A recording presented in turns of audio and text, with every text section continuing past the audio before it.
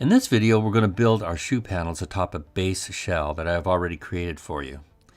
I built this particular shell from a last that was provided to me from a major footwear company.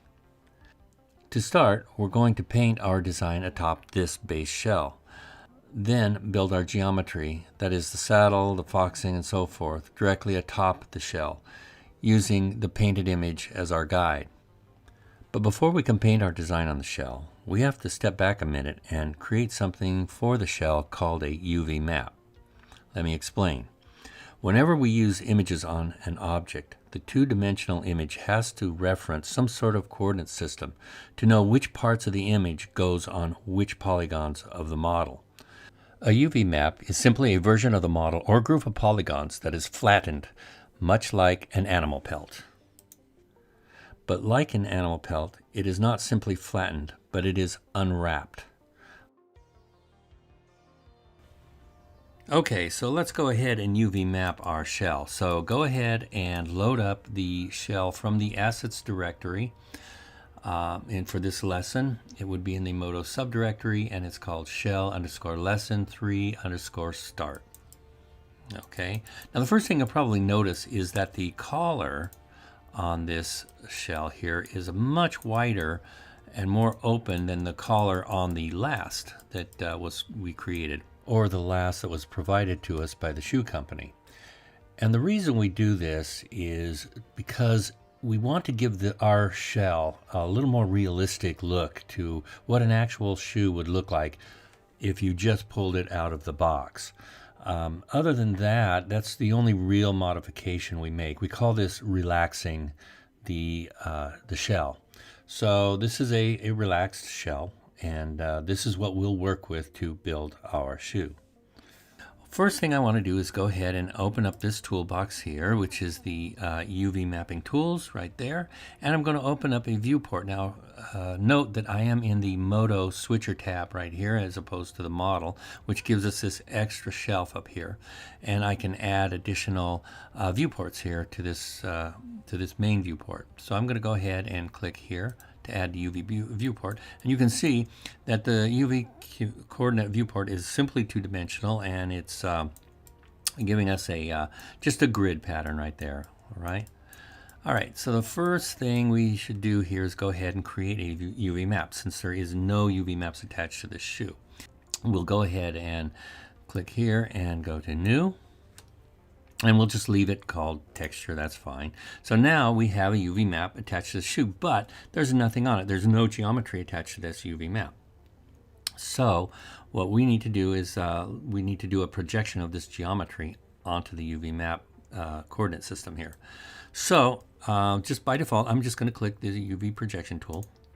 And look what it does. It creates, by default, a projection on a vertical axis. And let me call up the properties panel. Oops. Let's go ahead and, there we go.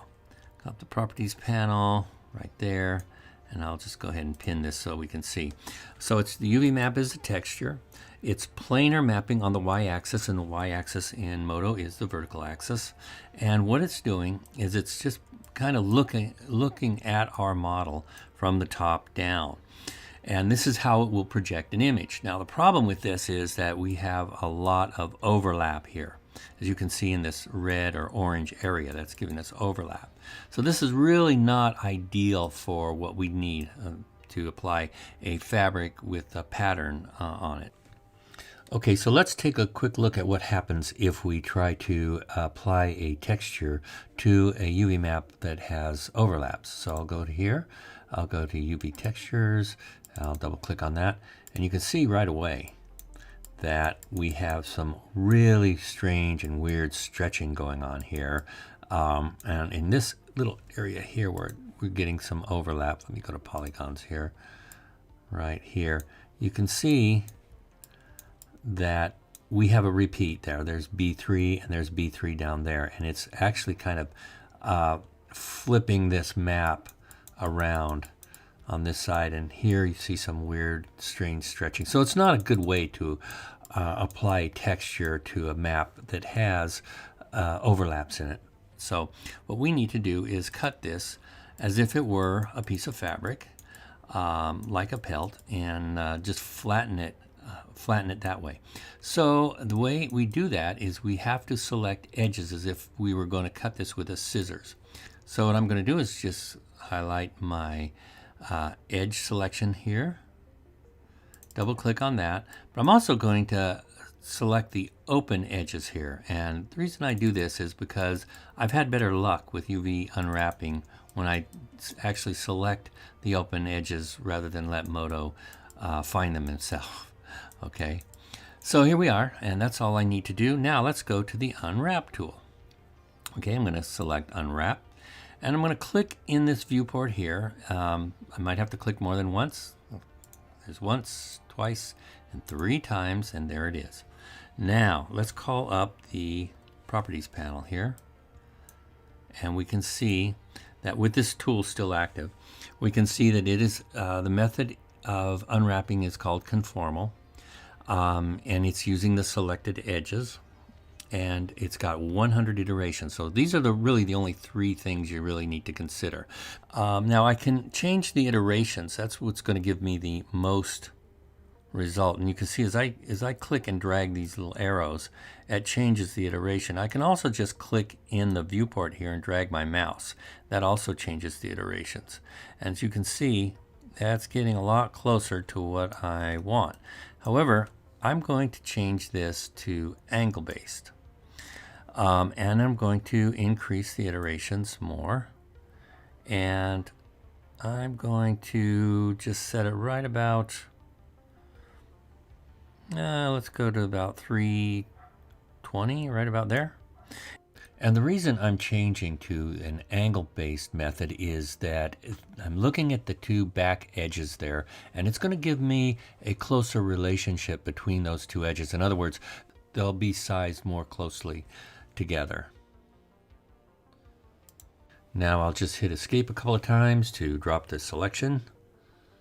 Now I'm going to go over to my polygons, and I really don't need to select anything because everything is selected if nothing is selected. So I'm going to go ahead and hit E to rotate. I'm going to grab that, and I'm going to hit the control button. Oops, let's do that again. E, grab that control. There we go. And that will snap to 15-degree increments right there.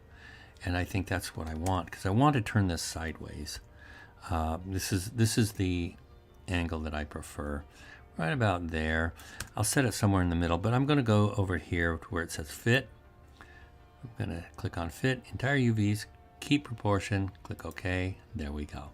Next thing I'm going to do is I'm going to grab these edges here, and I'm going to click on this guy right here, the align there. And I'm going to do the same with this one here. Lasso, select that, click align, and there we go. All right, so I'm pretty happy with that. Now let's see what it looks like as a UV map. Click on here.